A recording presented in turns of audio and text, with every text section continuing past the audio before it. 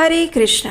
ब्रह्म वैवर्त पुराण में भगवान श्री कृष्ण स्वयं युधिष्ठिर महाराज से कहते हैं कि हे राजन, जो भी मनुष्य श्रद्धा और भक्ति भाव से नियम पूर्वक कामिका एकादशी का पालन करता है, उसके जीवन के समस्त पाप नष्ट हो जाते हैं और उसे भगवान श्री हरि का वैकुंठ धाम प्राप्त होता है। इतनी महत्वपूर्ण है आने वाली ये कामिका एकादशी। प्रत्येक वर्ष श्रावण मास के कृष्ण पक्ष में आती है ये कामिका एकादशी, जो अपने नाम के अनुसार ही हर प्रकार के पुण्य फलों का उद्भव कराती है और हर मनोकामना की पूर्ति करती है। तो चलिए देखते हैं कि इस बार ये कामिका एकादशी कौन से दिन आ रही है, इस दिन के विशेष शुभ मुहूर्त कौन से हैं और अगले दिन इस व्रत का पारण करने का समय क्या रहेगा। आइए आज का वीडियो आरंभ करते हैं। श्री हरिवंश पुराण में भगवान श्री कृष्ण स्वयं युधिष्ठिर महाराज से कहते हैं, एकादश्याम विशेषेण कामिका इति कीर्तिता या व्रता सर्व पापग्नि सर्व काम फल प्रदा। अर्थात श्रावण मास के कृष्ण पक्ष की एकादशी को कामिका एकादशी कहते हैं। ये व्रत सभी पापों को नष्ट करने वाला और समस्त कामनाओं को पूर्ण करने वाला है। हमारे लगभग सभी ग्रंथों और पुराणों में कहा गया है कि एकादशी का व्रत भगवान श्री हरि को अत्यंत प्रिय है और उसमें भी चातुर्मास के श्रावण मास में आने वाली ये कामिका एकादशी अत्यंत महत्वपूर्ण है। ये एकादशी अपने नाम के अनुसार ही मनुष्य की समस्त मनोकामनाओं की पूर्ति करती है और इस बार ये एकादशी आ रही है 21 जुलाई 2025 सोमवार के दिन। इस एकादशी व्रत का पारण करने का समय रहेगा अगले दिन, यानी कि 22 जुलाई 2025 मंगलवार के दिन सुबह 5:38 से लेकर 7:08 के बीच में। चलिए अब हम एकादशी के दिन के विशेष मुहूर्त के विषय में देखते हैं। एकादशी तिथि की शुरुआत होगी 20 जुलाई 2025 रविवार के दिन दोपहर 12:12 पर और एकादशी तिथि पूर्ण हो रही है 21 जुलाई 2025 सोमवार के दिन सुबह 9:38 पर। लेकिन उदया तिथि के अनुसार अगर देखा जाए तो एकादशी तिथि और एकादशी व्रत का पालन तभी किया जाता है जब प्रातः काल में सूर्योदय के समय में एकादशी तिथि उपलब्ध हो। तो इस नियम के अनुसार हमें 21 जुलाई को ही एकादशी तिथि प्राप्त हो रही है। तो इसलिए इस बार की कामिका एकादशी का पालन हम 21 जुलाई सोमवार को कर रहे हैं। 21 जुलाई सोमवार के दिन प्रातः ब्रह्म मुहूर्त का समय रहेगा सुबह 4:14 से लेकर 4:55 के बीच में और सूर्योदय का समय रहेगा सुबह 5:36 पर। सूर्यास्त होगा शाम को 7:18 पर। प्रातःकालीन पूजा करने का समय रहेगा सुबह 4:35 से लेकर 5:36 के बीच में और अगर आप संध्या काल में भगवान श्री हरि की पूजा कर रहे हैं तो उसका समय रहेगा शाम 7:18 से लेकर 8:20 के बीच में। और इसलिए भी इस कामिका एकादशी का दिन विशेष बन रहा है क्योंकि इस दिन सर्वार्थ सिद्धि योग है। अगर आप किसी कार्य का आरंभ करना चाहते हैं, अगर कोई विशेष तप या अनुष्ठान करना चाहते हैं तो ये आज का दिन बहुत ही विशेष है और इसमें सर्वार्थ सिद्धि यानी हर प्रकार की सिद्धि प्रदान करने वाला दिन है। और सबसे बड़ी बात है, ये भगवान श्री कृष्ण को प्रिय दिन है। इस दिन में किया गया अधिक से अधिक हरिनाम का जप मनुष्य को अनंत गुना अधिक फल प्रदान करता है। इसी एकादशी के दिन अमृत सिद्धि योग भी बन रहा है और वो शुरू होगा रात को 9:07 से और वो पूरा होगा अगले दिन सुबह 5:37 तक। इस दिन राहु काल का समय रहेगा सुबह 7:19 से लेकर 9:02 के बीच में। तो ये जो इतने समय की कुल अवधि है उसके अंदर में आप कोई भी शुभ कार्य ना करें। प्रयास करें इस समय के अंदर अधिक से अधिक हरिनाम का जप करें। उस दिन वैसे भी उपवास रहेगा तो भोजन ग्रहण करना या अन्य कोई भी चीज वस्तुओं में अपना समय व्यर्थ ना करें। प्रातः काल का समय है, अच्छे से ध्यान पूर्वक हरे कृष्ण महामंत्र का जप कीजिए, अपनी दैनिक पूजा अर्चना कीजिए और अपनी चेतना को भगवान के ऊपर केंद्रित रखने का प्रयास कीजिए।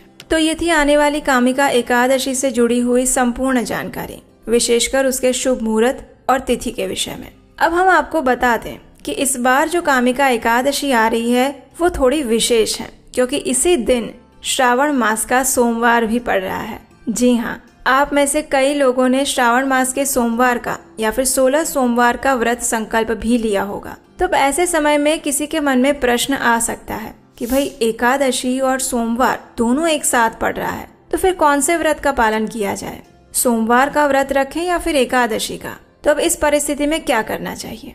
तो देखिए, भगवान शिव जो है वो परम वैष्णव है वैष्णवानाम यथा शंभु, ये हमारे शास्त्रों का मत है। इसलिए अगर आपकी इच्छा है तो आप दोनों ही व्रत एक साथ रख सकते हैं। दोनों ही देवताओं की पूजा आप इस दिन में एक साथ में कर सकते हैं। प्रातः काल में सबसे पहले आप अपने इष्ट देव और गुरु का ध्यान करते हुए एकादशी व्रत की संपूर्ण संकल्प विधि, पूजा अर्चना इत्यादि समाप्त कर लें और उसकी कथा का भी श्रवण कर लें। उसके बाद आप भगवान शिव की सोमवार की जो पूजा अर्चना विधि सब कुछ है वो भी आप अपने नित्य क्रम अनुसार पूर्ण कर लें और सोमवार की कथा भी अवश्य सुन लें। ये दोनों कथाएं आपको हमारे चैनल पर मिल जाएगी।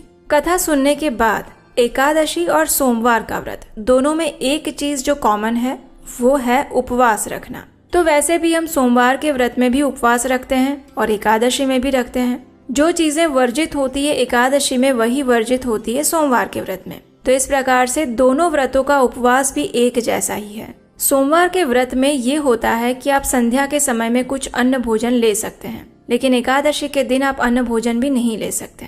तो आप सोमवार के दिन ऐसा कर सकते हैं कि आप भगवान शिव की प्रसन्नता के लिए पूर्ण दिवस का उपवास रखें और संध्या के समय में कुछ फलाहार लें। इस फलाहार में आप कुछ फल ले सकते हैं, दूध ले सकते हैं या फिर एकादशी प्रसाद ले सकते हैं और उस भोग को आप भगवान को अर्पित भी कर सकते हैं। और शिवजी की पूजा में जो आपको अन्न का नैवेद्य अर्पित करना था वो आप शिवजी को अर्पित कर सकते हैं संध्या के समय में। पूजा अर्चना सारी आप व्रत के अनुसार ही कीजिए। बस ध्यान एक ही बात का रखिएगा कि शिवजी को जो आपने भोग लगाया था उनका जो नैवेद्य प्रसाद है उसे आप उस दिन मत लीजिए, उसे आप रख लीजिए अगले दिन के लिए, ताकि अगले दिन जब आप एकादशी व्रत का पारण करने जा रहे हैं तो आपके व्रत का पारण भगवान शिव के उस महाप्रसाद के साथ ही होना चाहिए। ऐसा करने से आपको भगवान शिव की विशेष कृपा प्राप्त होगी, क्योंकि भगवान शिव स्वयं प्रतिक्षण राम नाम का जप करते हैं।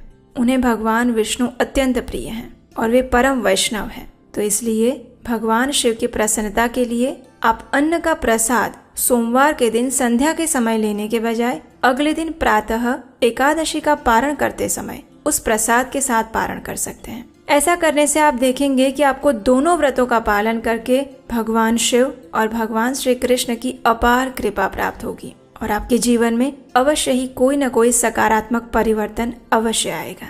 तो इस प्रकार आप इस एकादशी पर अगर आप दोनों व्रत कर रहे हैं तो आप दोनों व्रत एक साथ पालन कर सकते हैं। अब दूसरा एक प्रश्न ये आया था कि एकादशी के अगले दिन भी हमारा व्रत है और वो है प्रदोष का व्रत। इस बार 22 जुलाई को भौम प्रदोष का व्रत आ रहा है, तो अब कैसे किया जाए? तो देखिए, अगर आप शारीरिक रूप से सक्षम हैं तो आप दोनों दिन व्रत रख सकते हैं, उपवास कर सकते हैं। लेकिन जैसा कि हम जानते हैं एकादशी व्रत का पारण करना आवश्यक होता है, तो इसलिए आप एकादशी के अगले दिन यानी कि जब पारण करने का समय आता है 22 तारीख को प्रातः काल में, तो उस समय आप अन्न का एक दाना लेकर पारण कर सकते हैं। या फिर आपने पिछले दिन सोमवार को भगवान शिव को जो भोग लगाया था रात्रि में या संध्या में, उसका एक दाना लेकर आप अपने व्रत का पारण कर सकते हैं और उसके बाद आप अपना प्रदोष का व्रत जो है वो यथावत चालू रख सकते हैं। इस प्रकार से आप भगवान शिव से विशेष प्रार्थना करें कि आपकी ये परिस्थिति है और इस स्थिति में एकादशी पारण करना भी आवश्यक है।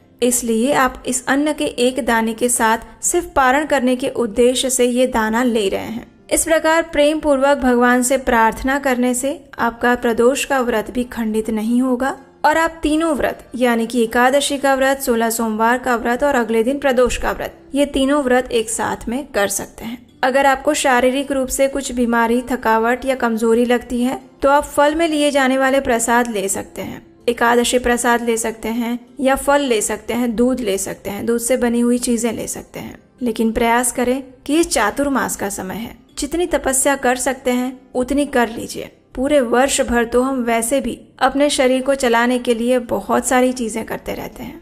थोड़ा सा प्रयास और थोड़ी सी तकलीफ इस चातुर्मास में भगवान के लिए भी कर लीजिए। तो हमें आशा है कि आज का ये वीडियो आपको उपयोगी लगा होगा और अगर आपको लगता है कि इस जानकारी को दूसरे लोगों को भी शेयर करना चाहिए, इससे उन्हें भी लाभ होगा, तो इस वीडियो को आप अधिक से अधिक लोगों को शेयर करिए ताकि उनके मन में भी अगर ऐसी कोई समस्या या दुविधा हो तो उसका भी निवारण हो सके और वो भी आपकी ही तरह पूर्ण श्रद्धा और भक्ति भाव से इस चातुर्मास के व्रतों का पालन कर सके। इस विशेष कामिका एकादशी से जुड़ी हुई पौराणिक कथाएं हम आपके अपने इसी उपदेशाष्टकम चैनल पर लेकर आने वाले हैं। तो अगर अभी तक आपने सब्सक्राइब नहीं किया है तो याद से सब्सक्राइब कर लीजिए, नोटिफिकेशन बटन ऑन कर लीजिए और हम आपसे मिलेंगे ऐसे ही सुंदर पौराणिक व्रतों की जानकारी और कथाओं के साथ बहुत जल्द।